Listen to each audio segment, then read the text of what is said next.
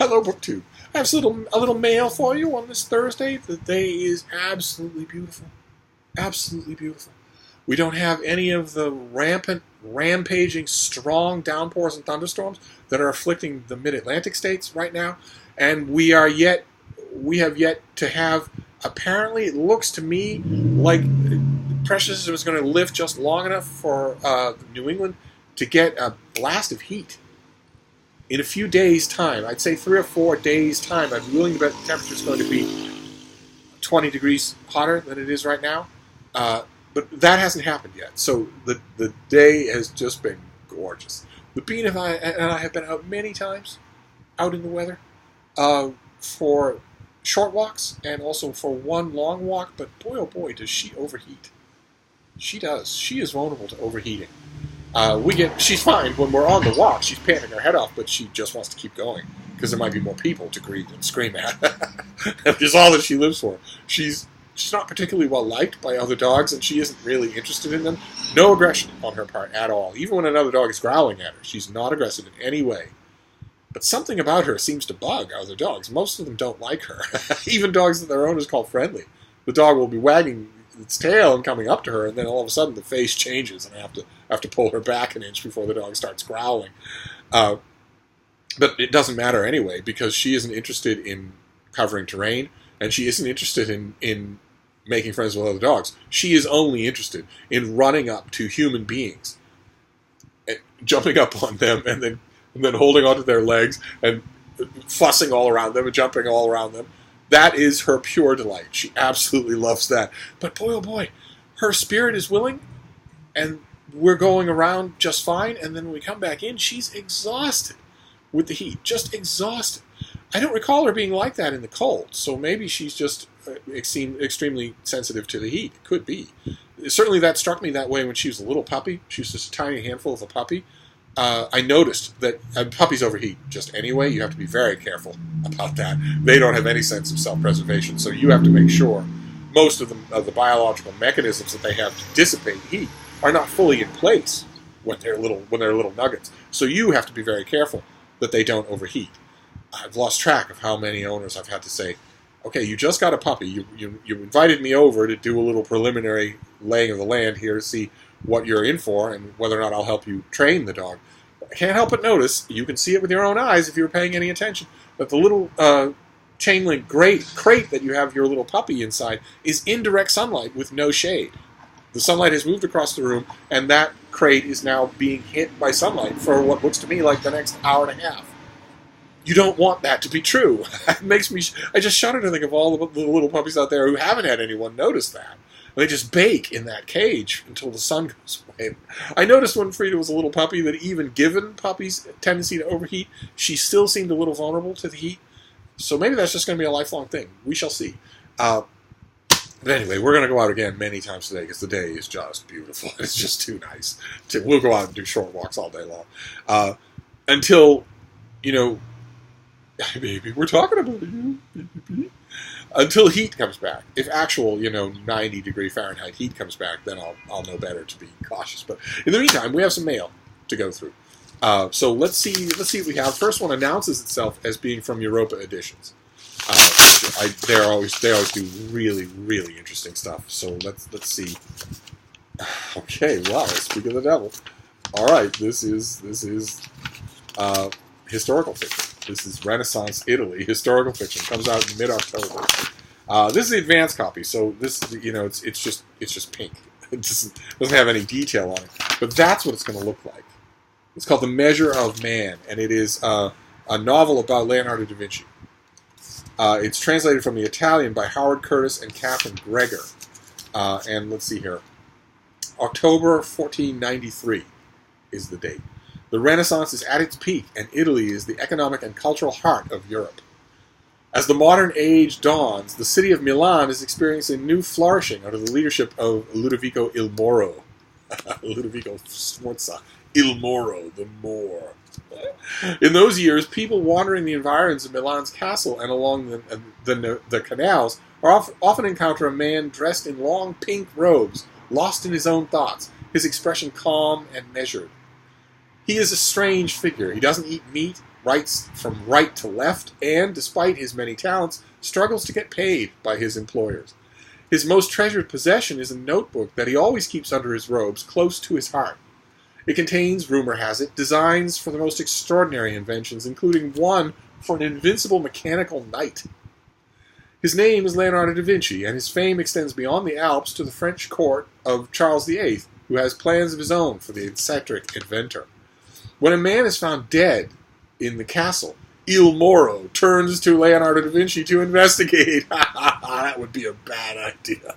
Trust me, that would be a bad idea. I know it's not the first time that a writer has pressed Leonardo da Vinci into a fictional role of a detective on a murder case, but it would be a bad idea. The corpse shows no signs of violence, and the death is highly suspicious. Leonardo is in no position to refuse his master's entreaties.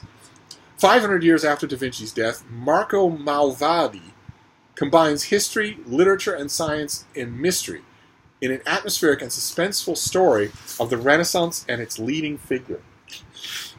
Okay, and the Italian praise for this is a mystery novel unlike any other. That will certainly not be the case.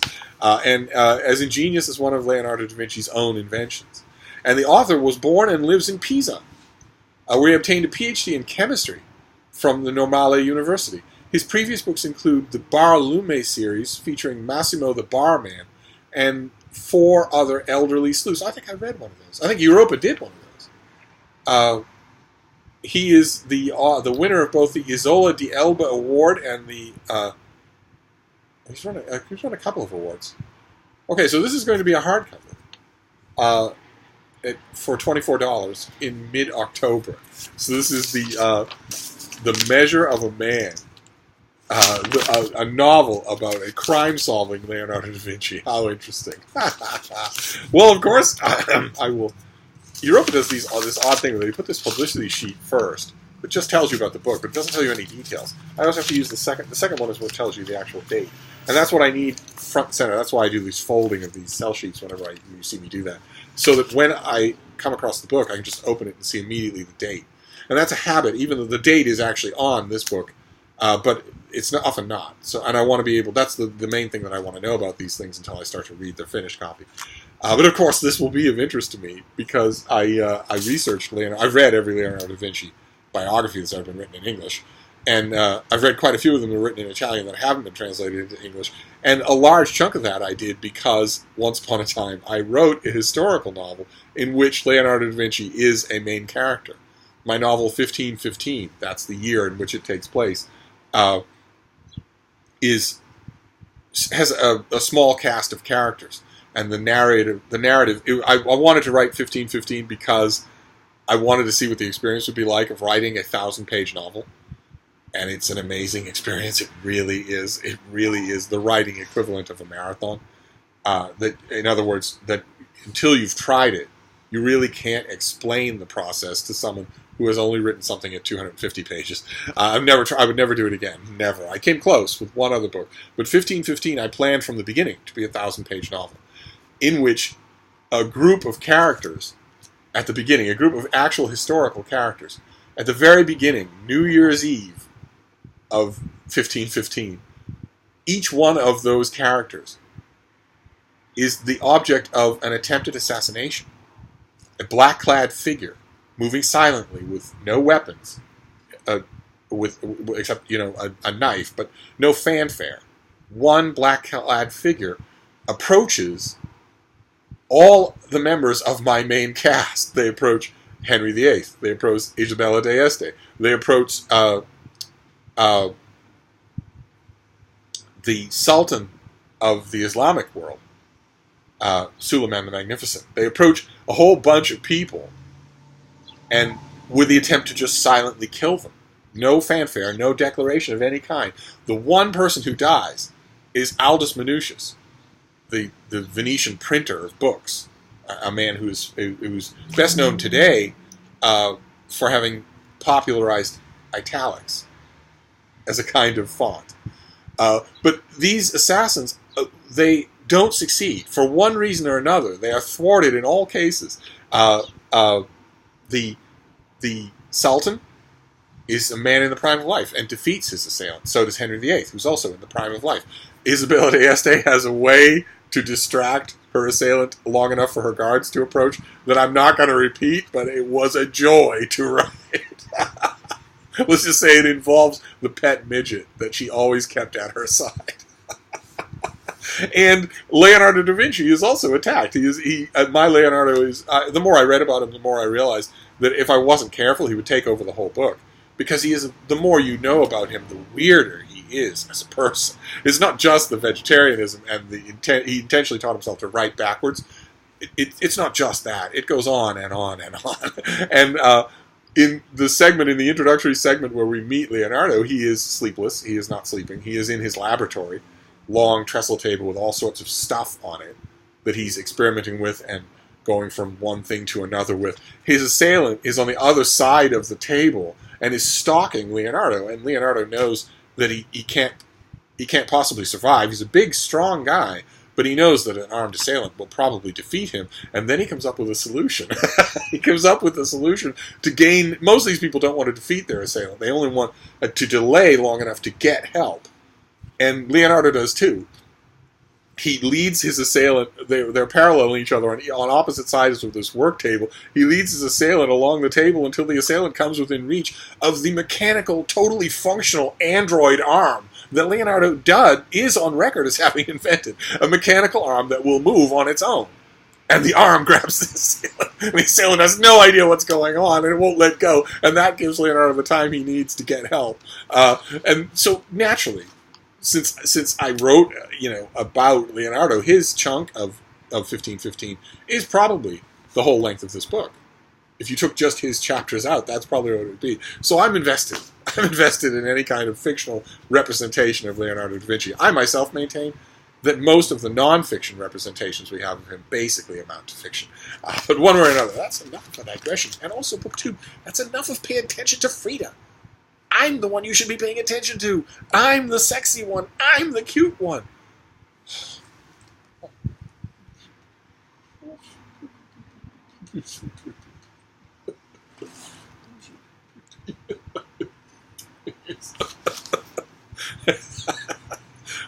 Why didn't I adopt an ugly dog? Anyway, let's move on. Let's move on to this next book. You're not paying attention anyway, so let's just move on.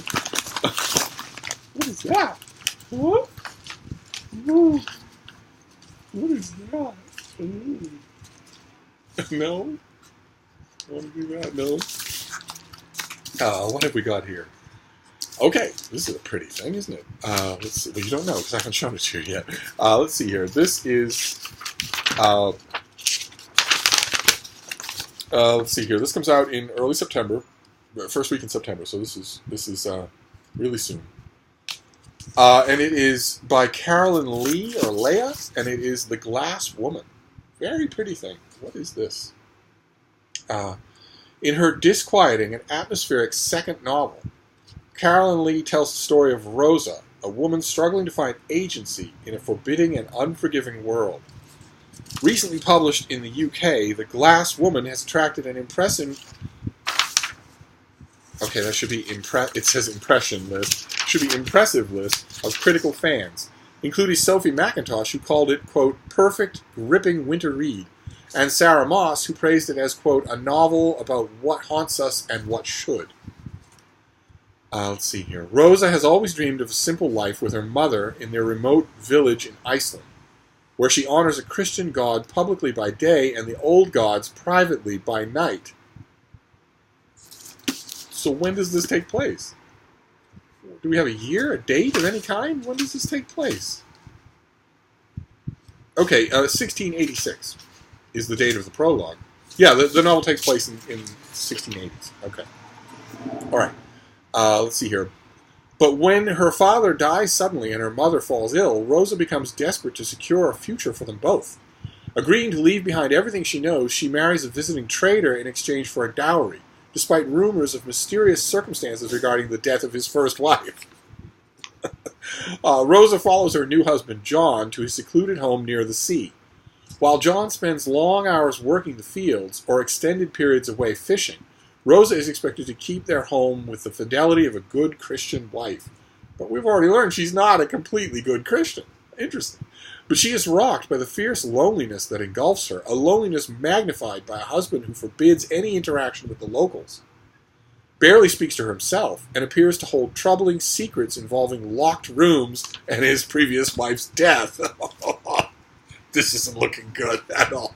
Some things just aren't worth a dowry. In defiance of her husband's instructions, Rosa befriends a local woman, looking for answers, but her increasing sense of isolation begins to play tricks on her mind. Is John hiding someone in the attic? Was Anna, his previous wife, a witch? A victim? Soon, Rosa's presence sets in motion a series of events that force her to choose between obedience and defiance, with her own survival and the safety of her loved ones in the balance. Okay.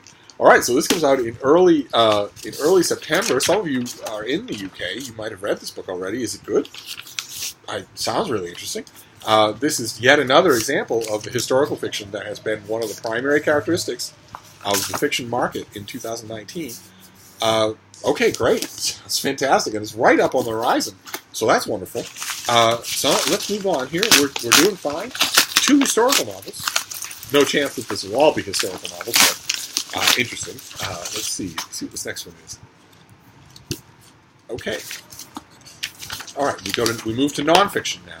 What's this? Okay, this comes out in early September as well. This is by Christopher Ingraham, and it's called "If You Lived Here, You'd Be Home by Now." Why we traded the commuting life for a little house on the prairie. And the title is a call out to, there were familiar obnoxious roadside billboards that said this. If you lived here, you'd be home by now. It was an advertisement for condos going up on the side of the road. That, you don't have to travel. You're traveling now to get from A to B, but if you lived in these condos, you'd be home now. Kind of a cloying and creepy billboard campaign that actually went viral in the years before the internet and took off. Those billboards were imitated all over the country. So let's see what this is. In 2015, Washington Post data reporter Christopher Ingraham wrote a sentence that would change his life. Quote, "The absolute worst place to live in America is, drumroll please, Red Lake County, Minnesota." Close quote. This statement was based on a U.S. Department of Agriculture study that anchored his column. The report ranked more than 3,000 of America's counties from ugliest to most scenic. By the next morning, Ingraham had received hundreds of responses from angry but polite residents of Red Lake County, population 4,000, including one from a local businessman challenging Ingraham to look beyond the spreadsheet and actually visit their community. I think I remember that article. I think I remember that. I think I remember the wide-scale social media outrage that followed it. Oh, wow, so this guy actually wrote a book about the experience of writing that. So this book is about Ingraham's life-altering trip to Red Lake County and his family's eventual decision to move there. He moved to the place that he himself called the worst place to live in the country. Oh, wow, that's kind of perverse. Like so many young American couples, Christopher and his wife Brianna were having a difficult time making ends meet as they tried to raise their twin boys in the East Coast suburbs. In 2015 alone, Chris spent over 31 full calendar days commuting from his Maryland home to his job in Washington, D.C. A shorter commute wasn't possible given the disconnect between the needs of his growing family and the region's notorious cost of living. They were stuck until Chris's mother made the suggestion that changed everything. She said, "Why don't you move to that nice little Minnesota farm town you wrote about?" After crunching the numbers and convincing Brianna that it would be financially irresponsible not to move to Red Lake Falls, Ingraham went from reporting on the story to becoming the story himself, beginning a chapter of incredible lifestyle changes and important life lessons. If you lived here, you'd be home by now, is the story of making a decision that turns all your preconceptions, good and bad, on their head. In the town of Red Lake Falls, Ingraham meets people for whom politics are a passing conversation, not an obsession. The brutal winters, small-town gossip, and the futility of finding a decent cup of coffee are compensated by the county's warmth, humor, and hospitality, especially toward a journalist who had just dragged their home through the dirt on the internet. It's a place where people don't just leave their doors unlocked, they leave their keys in their cars with the engines running. It's a place where Ingram starts to understand why sociologists find a link between happiness and open space, and where he starts to question it all along the long drive to the nearest hospital when Brianna goes into labor 6 weeks early. Okay. All right, I'm sold. So this comes out in early September. I will read this right away. This is it's a subject that I know well.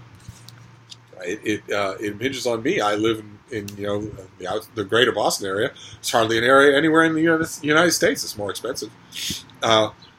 With the threat of gentrification looming over every day, and I live there now. I've lived in Boston for a very, very, very long time, on and off.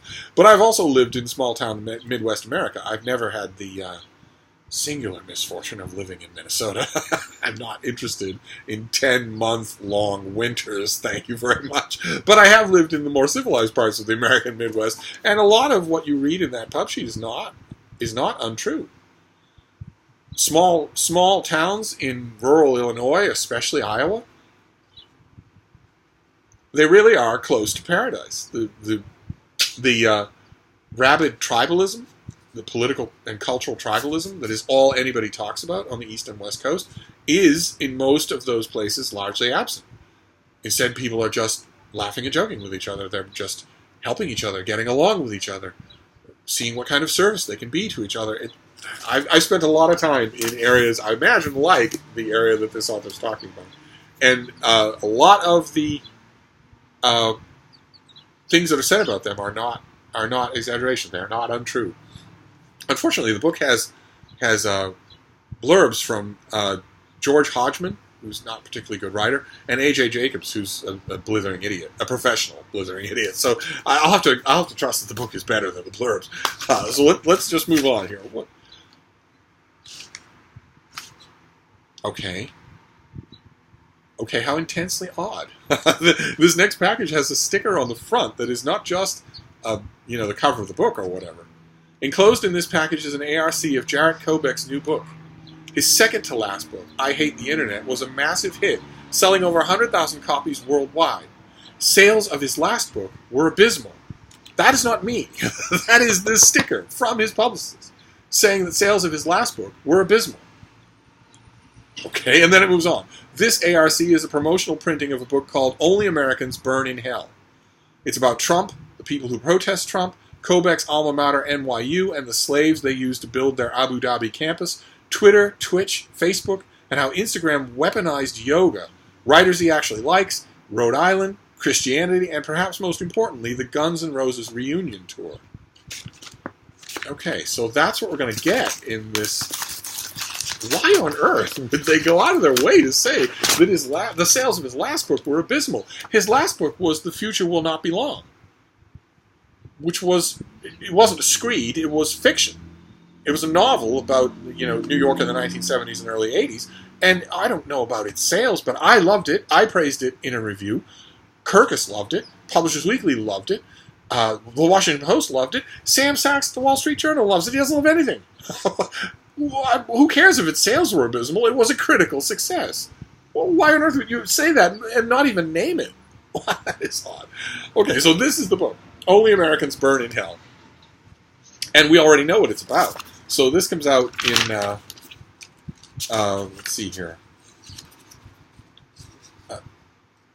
Okay, so they don't, the pub sheet doesn't mention his last book. That is very strange. That is just weird. That is a weird decision. So this thing takes place in, this comes out in mid-October.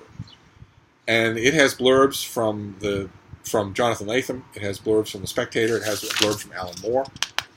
And then the press sheet here has all the blurbs from I Hate the Internet, Dwight Garnett, Grail Marcus. Will you look at that? The pub sheet, that is just incredible. What a weird decision. The pub sheet has advanced blurbs for this new book, Only Americans Burn in Hell. It has blurbs for I Hate the Internet.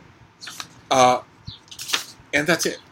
It doesn't have any blurbs for The Future Will Not Be Long. What on earth? It's like the author and his publisher are completely disowning that previous book. Or is it just that maybe he switched publishers and they don't want to praise somebody else's book?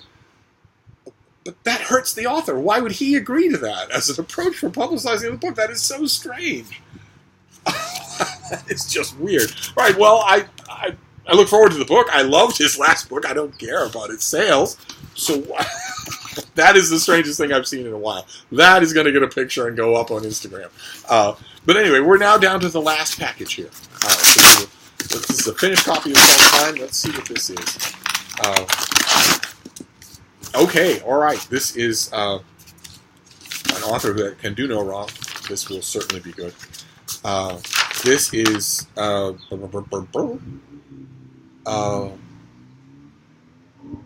this comes out in early September. It's right around the corner. It's a very nice textured finished cover. This is This Tender Land by William Kent Krueger. You don't want me to block Frida. I know you don't want that. In the grand literary tradition of books like The Adventures of Huckleberry Finn and A River Runs Through It, only one of those two books is great. William Kent Krueger's masterpiece, This Tender Land, now appears. For fans of Where the Crawdads Sing, nice, very nice, this enthralling, big-hearted epic about orphans in a life-changing odyssey during the Great Depression shows how the magnificent American landscape connects us all, haunts our dreams, and makes us whole. This is an author who did a large number of mystery novels that were wonderful. It started with Salvation Lake, I think was the first one. He's a prolific novel. Iron Lake. He did a large number, 24 murder novels, and this looks like it's going to be a change of pace, more of a literary novel. Krueger's first standalone novel since his 2013 best-selling award-winning Ordinary Grace tells the story of 4 children, all orphans, who embark on a bold and dangerous journey during the summer of 1932. They are fleeing a place of loss and cruelty and a terrible crime that one of them has committed. I think we saw this book on this channel before. It keeps slipping out of its dust jacket. Sorry about that. So the means of their escape is a canoe which takes them down the Gilead River in Minnesota. Again, we're back in Minnesota. Good Lord. I'm not going to keep holding this up. It's slipping out of its dust jacket. Here. This is the dust jacket. Naturally, anybody, orphans or not, is going to want to leave Minnesota by the nearest canoe available. They go on their way to the mighty Mississippi in search of a possible home in St. Louis. Okay. All right, so this comes out in early September. I think I have an advanced copy of this. I don't think I have. I don't think I've got to it. I don't think I even dipped a toe in. Okay, well, I will now. Great. So this is the end of our mail haul for now. This is This Tender Land by William Kent Krueger. It's not one of his murder mysteries. Murder mysteries are terrific. So this is This Tender Land. That's the start of our pyramid here. Then we have Only Americans Burn in Hell by the author of I Hate the Internet and Nothing Else. Nothing to see here, folks. He never wrote anything else. Very strange. Then, If You Lived Here, You'd Be Home by Now. About the author of that viral article. The guy, I remember this. The guy who ranked all the counties in America and named and shamed the very worst of those counties, the lowest ranked one. Turns out he moved his family there. That is a great story. Then we have The Glass Woman, which has been out in the UK. Apparently received raves, so I'd love to hear from those of you in the UK. And then The Measure of a Man by Marco Malvaldi, a novel about Leonardo da Vinci. I don't have anything to show you because it's just the advanced copy. But we'll get the finished copy for sure, and then I'll show you that. Okay, so a typically varied mail haul, but lots of interesting stuff in here. Tell me what you thought, and I'm gonna adjourn this. Frida is sitting up instead of laying down at her window. That means she wants to go walkies, so that's what we will do. But I will be back. Thank you, BookTube.